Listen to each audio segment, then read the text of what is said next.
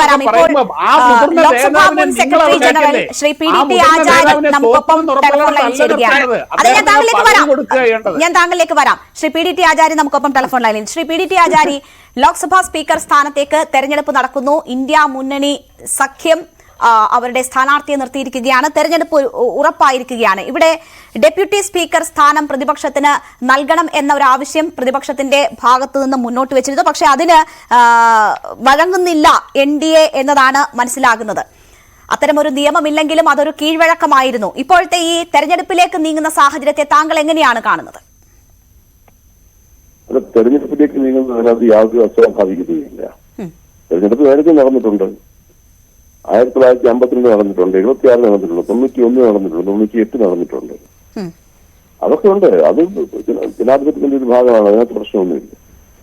പിന്നെ കൺസെൻസസ് ഉണ്ടാവണം. കാരണം സ്പീക്കർ എന്ന് പറഞ്ഞാൽ സ്പീക്കർ സഭയുടെ മൊത്തത്തിൽ എല്ലാവരുടെയും ആളാണ് സ്പീക്കർ. അപ്പൊ അതുകൊണ്ട് സ്പീക്കറുടെ ഒരു തെരഞ്ഞെടുപ്പിൽ സഭയിൽ അങ്ങനെ ഒരു വിഭജനം ഉണ്ടാകാൻ പാടില്ല എന്നുള്ള ഒരു പൊതുവായ കൺസെപ്റ്റാണത്.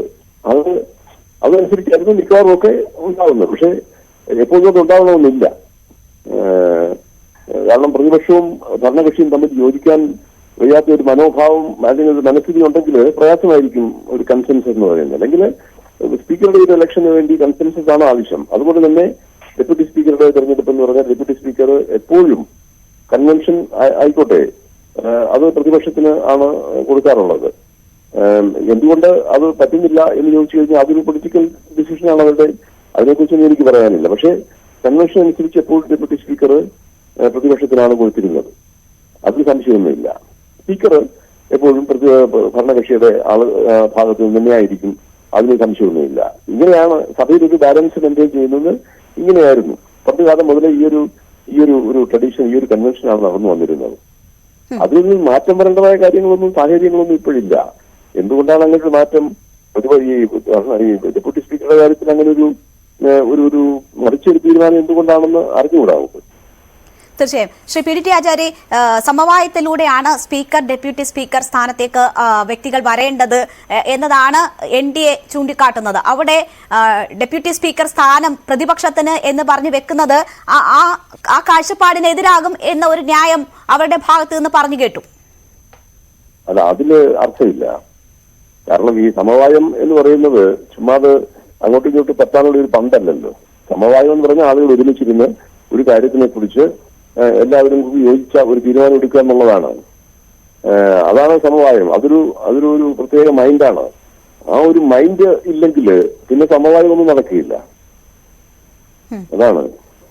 ഇവിടെ ഇപ്പോ കഴിഞ്ഞ 2 ടേം നമ്മൾ കണ്ടു, പ്രതിപക്ഷ പാർട്ടി എന്ന അവകാശവാദം പോലും ഉന്നയിക്കാൻ കഴിയാത്ത സാഹചര്യത്തിലായിരുന്നു ആ നിരയിലുള്ള പാർട്ടികൾ, അവരുടെ അംഗബലം. പക്ഷേ ഇപ്പോൾ ശക്തമായ ഒരു പ്രതിപക്ഷം ഉണ്ടായിരിക്കുന്നു. അതിന്റെ ഒരു കരുത്ത് തെളിയിക്കൽ തന്നെയാണോ ഈ ഇലക്ഷൻ എന്ന നടപടിക്രമത്തിലേക്ക്, സ്പീക്കർ തെരഞ്ഞെടുപ്പിലേക്ക് കാര്യങ്ങൾ നീങ്ങുന്നതിലൂടെ നമ്മൾ മനസ്സിലാക്കേണ്ടത്? ആയിരിക്കാം, പക്ഷെ അങ്ങനെ ആയിരിക്കാം. അവരുടെ ഓരോ പൊളിറ്റിക്കൽ പാർട്ടീസിന്റെ അല്ലെങ്കിൽ പൊളിറ്റിക്കൽ ഗ്രൂപ്പ്സിന്റെ ഒരു കാഴ്ചപ്പാട് എന്ന് പറയുന്നത് അങ്ങനെ ആയിരിക്കാം. എനിക്ക് അതിനെക്കുറിച്ച് അറിയത്തില്ല എന്ത് കാഴ്ചപ്പാടാണെന്നുള്ളത്. പിന്നെ തീർച്ചയായിട്ടും സഭയില് ബലാബലം, സഭയില് ഓരോ ഭാഗത്തിന്റെയും ഗവൺമെന്റിന്റെയും പ്രതിപക്ഷത്തിന്റെയും ഒക്കെ ബലം പരിശോധിക്കാനൊക്കെ ഒരുപാട് അവസരങ്ങൾ വരുന്നുണ്ട്. അപ്പോൾ ആദ്യത്തെ അവസരം ഇതാണ്, സ്പീക്കറുടെ ഇലക്ഷനാണ്. ഇനിയിപ്പോ പ്രസിഡന്റിന്റെ നന്ദി പ്രമേയം ഇതിലുള്ള ചർച്ച അതിനുശേഷമുള്ള വോട്ടിംഗ് വരും. അങ്ങനെ പല അവസരങ്ങൾ വരും ഈ ബലപരീക്ഷണം. അതെ, വളരെ നന്ദി ശ്രീ PDT ആചാര്യ ഈ അവസരത്തിൽ ഞങ്ങളോട് സഹകരിച്ചതിന്.